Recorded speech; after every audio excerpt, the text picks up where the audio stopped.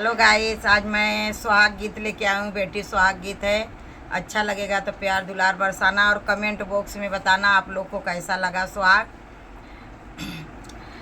अरे री माँ की जी माँ की जाला बरसई रे बादारी या बरसई रे बादारिया।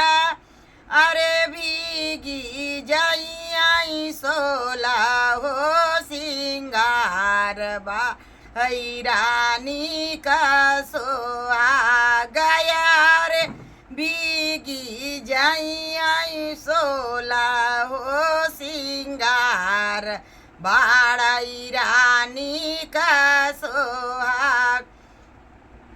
अरे री माँ की जी माँ की जाला बरसई रे बादारी या बरसई रे बादारिया। अरे भीगी जाई सोला हो सिंगार बाड़ाई रानी का सोआ गया रे। भीगी जाई सोला हो सिंगार बाड़ाई रानी का सोहाग। अरे हमारी जू मम्मी होती आचा रावढ़ावाती आचा रावढ़ावाती। अरे बाची जाताई सोला हो सिंगार बाड़ रानी का सोहा गया रे। बाची जाताई सोला हो सिंगार बाड़ रानी का सोहा गया रे। रीमा की जी माँ की जाला बरसई रे बादरिया बरसई रे बादरिया। बीजी जई सोला हो सिंगार बाड़ाई रानी का सोहा गया रे। बीजी जई सोला हो सिंगार बाड़ाई रानी का सोहाग। अरे हमारी जू चाची होती निया चला ओढ़ावा तीवा चला ओढ़ावा तीव बाची जाताई सोला हो सिंगार बाड़ रानी का सोहा गया रे। बाची जाताई सोला हो सिंगार बाड़ रानी का सोहाग। अरे री माँ की जी माँ की जाला बरसई रे बादारी या बरसई रे बादारिया। बीजी जई सोला हो सिंगार बाड़ रानी का सोहा गया रे। भीगी जई सोला हो सिंगार बाड़ रानी का सोहाग। अरे हमारी जू भाभी होती निया चला ओढ़ावा तीवा चला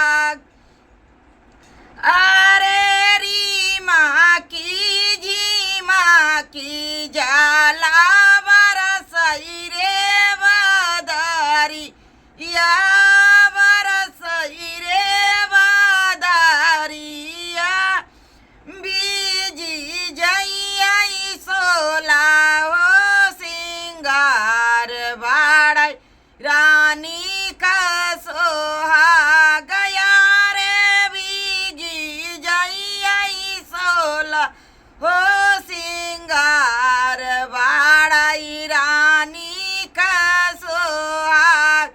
अरे हमारी जो दीदी होती चला ओढ़ावती चला ओढ़ावती अरे रूप अरे बची जाता सोला हो सिंगार बाड़ रानी का सोहाग गया रे बची जाता सोला हो सिंगार बाड़ रानी का सोहाग गया रे रीमा की जीमा जाला बरसई रे बादरी या बरसई रे बादरी या बीगी जइया